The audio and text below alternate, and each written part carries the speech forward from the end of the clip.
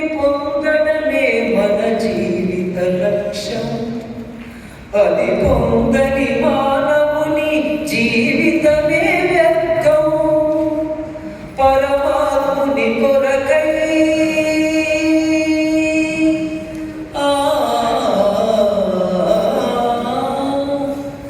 పరమాత్ముని కొరకై ఆర్తితో విలపిస్తే పరమాత్ముని కొరకై ఆర్తితో విలపిస్తే కురువదా గురుదేవుని కృపామృత వర్షం. రామకృష్ణ నామాన్ని జపించి తరించు, గదాధరుని లీలల్లో విహరించి చెరించు. కథామృత సాగరాన్ని మదించి రుచించు. రామకృష్ణ కథామృత సాగరాన్ని రుచించి చెరించు.